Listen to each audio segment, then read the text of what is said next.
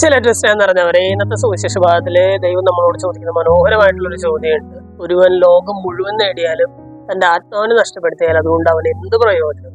മനുഷ്യൻ സ്വന്തം ആത്മാവിന് പകരമായിട്ട് എന്ത് കൊടുക്കും? അല്ലെ, നമ്മള് നോക്കുകയാണെങ്കിൽ ബൈബിളിലെ ഏറ്റവും പ്രസക്തമായിട്ടുള്ള ചോദ്യങ്ങളിൽ ഒന്നായിട്ട് ഇതിനെ നമുക്ക് പരിഗണിക്കാവുന്നതാണ്. മനുഷ്യൻ സ്വന്തം ആത്മാവിന് പകരമായിട്ട് എന്ത് കൊടുക്കും? സ്നേഹമുള്ളവർ, ഇന്നത്തെ ഈ സുവിശേഷ ഭാഗം വായിച്ചു കഴിയുമ്പോൾ നമ്മളെല്ലാവരും ശ്രദ്ധിക്കേണ്ട ഒരു കാര്യം തന്നെയാണ്. എന്റെ ആത്മാവിനെ രക്ഷിക്കാനായിട്ട് എന്തൊക്കെ ചെയ്യാനായിട്ട് എനിക്ക് സാധിക്കും? ആത്മാവിനെ നഷ്ടപ്പെടുത്തുന്ന പ്രവൃത്തികൾ ഏതൊക്കെയാണെന്ന് നമുക്കറിയാം. ഏതൊക്കെ പാപങ്ങളാണ്, ഏതൊക്കെ മാരക പാപങ്ങളാണ് ചെയ്യാതിരിക്കേണ്ടതെന്ന് നമുക്ക് എല്ലാവർക്കും നല്ല ബോധ്യമുള്ളതാണ്. എന്നിട്ടും നമ്മൾ പാപത്തിൽ വീഴുകയാണെങ്കിൽ നമ്മളോട് ദൈവം ചോദിക്കുന്ന ചോദ്യമാണ്, ഒരു മനുഷ്യൻ സ്വന്തം ആത്മാവിന് പകരമായിട്ട് എന്ത് നൽകും? ഇന്നത്തെ ലേഖന ഭാഗത്തിൽ വെളിപാടിന്റെ പുസ്തകത്തിലുള്ള വായനയാണ് നമ്മൾ വായിച്ചു കേട്ടത്. അവിടെ മഹാബാബിലോൺ വീണു എന്ന് പറഞ്ഞിട്ടുള്ള ഒരു അറിയിപ്പൊക്കെ നമ്മൾ വായിക്കുന്നുണ്ട്. എന്ന് പറഞ്ഞാൽ ഈ പാപങ്ങളുടെ കൂമ്പാരമായിരുന്ന മഹാബാബിലോൺ ഏറ്റവും ഒടുവിൽ അധപതിക്കുകയാണ്, അല്ലെ?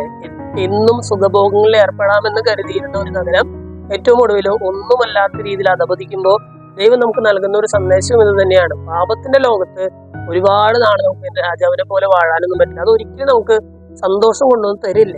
ഏറ്റവും ഒടുവിൽ നമ്മൾ വിലപിക്കും, എന്റെ ആത്മാവിന് പകരമായിട്ട് ഞാൻ എന്ത് കൊടുക്കുമെന്നൊക്കെ ഓർത്ത് നമ്മൾ വിലപിക്കുന്ന നാളുകൾ വരും. സ്നേഹമുള്ളവർ, ഇന്നത്തെ വചനഭാഗങ്ങൾ കേട്ട് കഴിയുമ്പോൾ നമ്മുടെ ജീവിതത്തില് ആത്മാവിനെ നഷ്ടപ്പെടുത്തുന്ന പ്രവൃത്തികളിൽ നിന്നും ഒഴിഞ്ഞു നിൽക്കാനുള്ള ഒരു കൃപയ്ക്കായിട്ട് നമുക്ക് പ്രാർത്ഥിക്കാം. ദൈവം നമ്മളെല്ലാവരും സമൃദ്ധമായിട്ട് അനുഗ്രഹിക്കും.